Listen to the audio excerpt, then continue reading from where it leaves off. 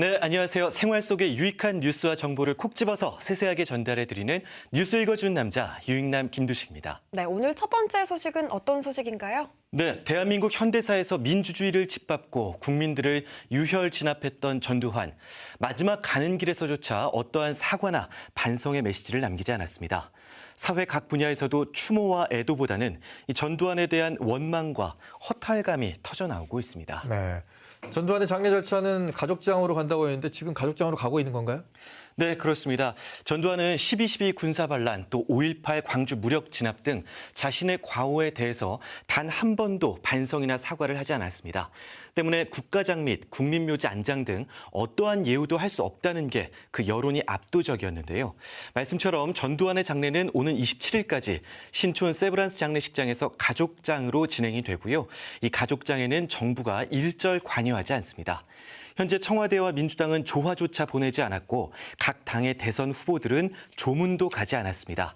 정치권과 재계 등 어느 분야에서나 조문을 꺼려 현재 장례식장 분위기는 한산하고 5공화국 당시 참모였던 이들이 주로 다녀가고 있는 것으로 전해집니다. 네, 전두환은 가진 돈이 없다면서 현재 내지 않고 있는 추징금도 900억 원이 넘고 있는 걸로 알고 있거든요. 이 부분은 앞으로 어떻게 처리가 되나요?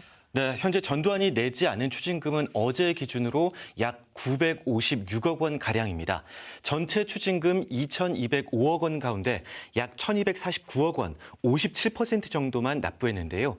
이 추징금과 관련해 지난 2003년 전두환은 전 재산이 29만 원이다라는 말을 해서 공분을 샀었고 지난 2019년에도 추징금을 언제 낼 것이냐라는 당시 정의당 부대표에게 네가 좀 내주라라는 말을 남기기도 했었습니다. 검찰은 그동안 연희동 자택, 용산구 빌라, 경기도 오산시 임야 등 수백억 원 상당의 재산에 대해 압류 후 공매를 진행하고 있는데요. 전두환 측 반발로 여러 건의 소송이 진행되고 있습니다. 누리꾼들은 상속 재산에 대해서도 환수를 집행하라라고 강하게 요구하고 있고요. 민주당은 미납 추징금에 대한 사후 집행을 추진하겠다. 검찰은 관련 법리를 검토하겠다는 입장을 내놨습니다. 네.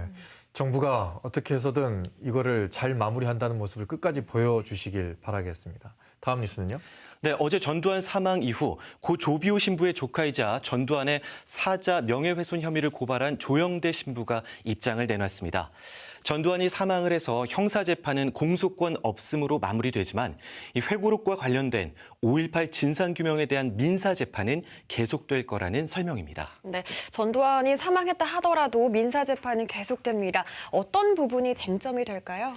네, 조 신부는 이 형사재판은 헬기 사격을 증언했던 고 조비오 신부에 대한 사자 명예훼손죄에 초점을 맞췄었지만 민사재판은 회고록에 담긴 북한군 개입설, 계엄군의 총기 사격, 무엇보다 전두환 신군부가 광주 시민들의 명예를 훼손했던 것에 초점을 맞출 것이라고 말했습니다.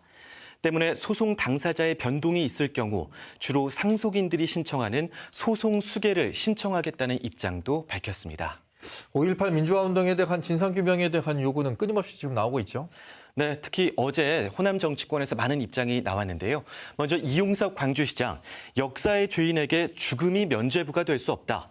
전두환의 무거운 죄는 죽어서도 벗어날 수 없고 그 죄상을 영원히 기록해서 후손 만대의 교훈이 되도록 해야 한다고 강한 비판을 내놨습니다. 김영록 전남지사도 전두환은 자신의 과오를 인정하기는커녕 오히려 5.18의 가치를 폄훼하고 왜곡했다. 때문에 어떤 애도도 적절하지 않다라고 강조했고요. 광주, 전남, 전북 지역 국회의원 27명은 어제 국회에서 긴급 기자회견을 갖고 80년 5월의 진실과 책임을 끝까지 밝혀서 단죄하는 것이 5월 정신의 완성이라며 진상규명을 강하게 촉구했습니다. 네, 마지막 뉴스 전해주시죠. 네, 전남 지역에서 미래형 청년 인재 양성을 위한 다양한 청년 일자리 정책이 펼쳐지고 있습니다. 전라남도와 전남 정보문화산업진흥원이 함께 진행하고 있는데요. 지역 청년들이 취업을 위해 서울이나 수도권 등 타지로 나가지 않고 전남 소재 기업과 협업하며 새로운 산업 생태계를 조성하기 위함입니다. 네. 자, 구체적으로 어떤 형태들이 있는지 궁금합니다. 네, 먼저 청년 스마트 농수산 유통활동가를 육성하는 사업이 있고요. 한국판 뉴딜, 그리고 전남 블루 이코노미 사업과 연계하는 청년 뉴딜로 프로젝트가 있습니다. 또 인공지능, 클라우드, 빅데이터, 자율주행차 등 4차 산업혁명에 발맞춘 디지털 일자리 프로젝트, 그리고 콘텐츠 분야에서 지속 가능한 지역 일자리를 제공하는 리쇼어링 프로젝트 등이 진행되고 있습니다. 이 사업들은 총 사업 기간 2년 중에 이제 반환점을 지났는데요. 사업 종료 이전까지 참여 청년 중에 약 70%가 정규직으로 전환될 전망이라 이 지역 청년들의 고용 안정에 큰 보탬이 될 전망입니다. 와, 정말 요즘 같은 시기에 듣기만 해도 너무 반가운 네. 취업 소식이네요. 이게 단순히 일회성에 그치는 게 아니라 이 취업 전후로 관리가 철저하게 이루어져서 지속성 있는 고용 정책으로 자리를 잡았으면 좋겠습니다. 네, 오늘 유익남 소식은 여기까지 듣도록 하겠습니다. 고맙습니다. 고맙습니다.